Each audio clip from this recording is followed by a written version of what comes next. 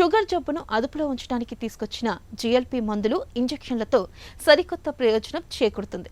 అధిక బరువు, స్థూలకాయాన్ని తగ్గించడంలో ఇవెంతగానో సహాయపడుతున్నట్లు డాక్టర్లు చెబుతున్నారు. ముఖ్యంగా ఇంజెక్షన్ల రూపంలో వచ్చిన సెమాగ్లూటైడ్ వంటివి బరువును బాగా తగ్గిస్తున్నట్లు అధ్యయనాల్లో తేలింది.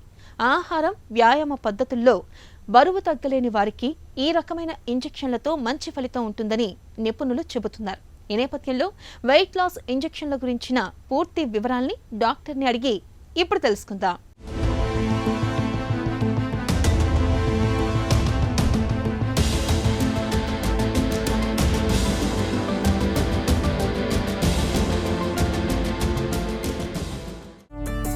బరువు తగ్గించే ఇంజెక్షన్ల కథ ఏంటి? సో ఇటీవల కాలంలో వచ్చిన వెయిట్ లాస్ ఇంజెక్షన్స్ని GLP-1 ఎగోనిస్ట్ అంటాము. సెమాగ్లూటైడ్, లిరాగ్లూటైడ్, డ్యూలాగ్లూటైడ్ వీటి ఎగ్జాంపుల్స్. అలానే GLP అండ్ GIP-1 ఎగోనిస్ట్ కొత్తగా వచ్చినాయి. అవి టిర్జెపెటైడ్ అంటాము.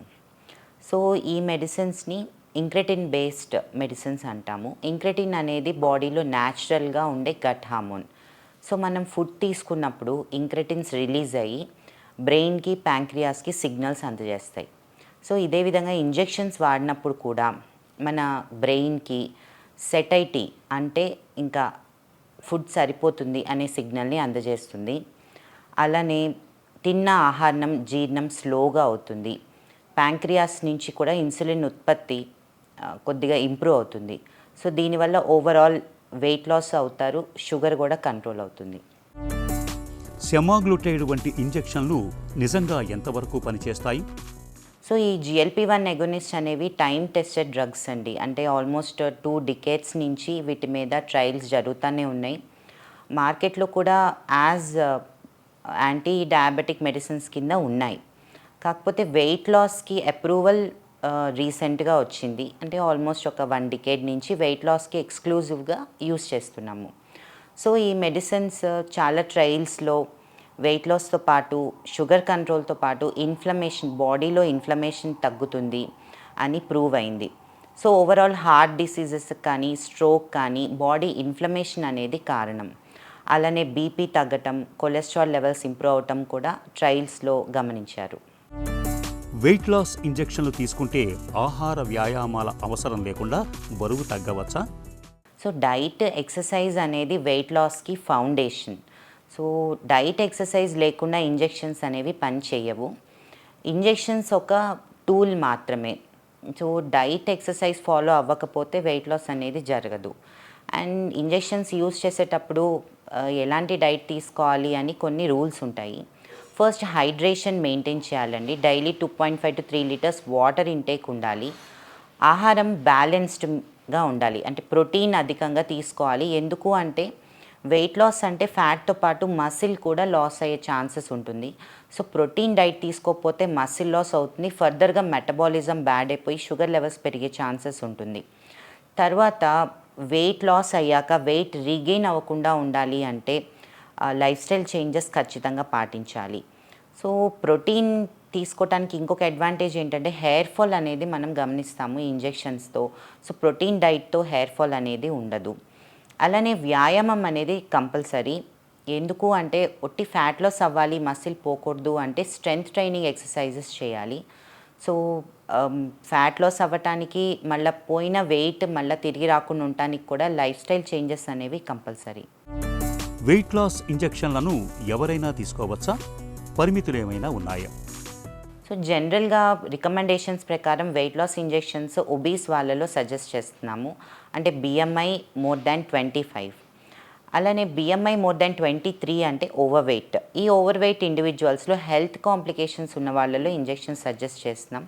Like diabetes, PCOD problem.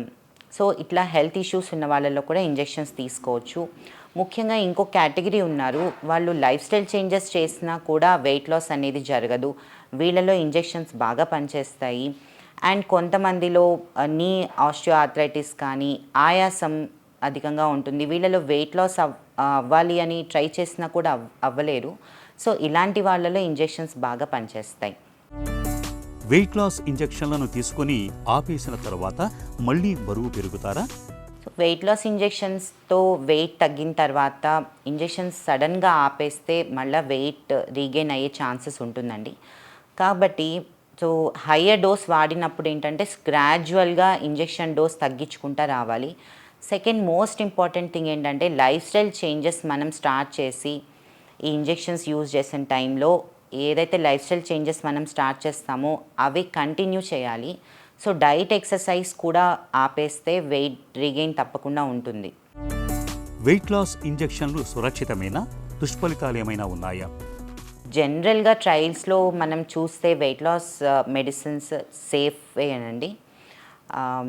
Minus side effects అంటే ఇంజెక్షన్ యూజ్ చేసేటప్పుడు ప్రతి ఒక్కళ్ళు ఫేస్ చేసేది ఏంటంటే గ్యాస్ట్రోఇంటెస్టైనల్ సిమ్టమ్స్, కొంచెం వామిటింగ్ సెన్సేషన్ అనిపించటము, వామిటింగ్స్ అవ్వటం, కాన్స్టిపేషన్, డయేరియా, ఆకలి అనేది వేయదు, బ్లోటింగ్ సెన్సేషన్ వస్తుంది, కొంచెం తినగానే పొట్ట నిండిపోతుంది, హెయిర్ ఫాల్ అవ్వటం, కొద్దిగా మూడ్ ఫ్లక్చువేషన్స్, ఇవన్నీ ఇంజెక్షన్స్ చేసుకుంటున్నప్పుడు ఈ సైడ్ ఎఫెక్ట్స్ అన్నీ ఎక్స్పెక్టెడే.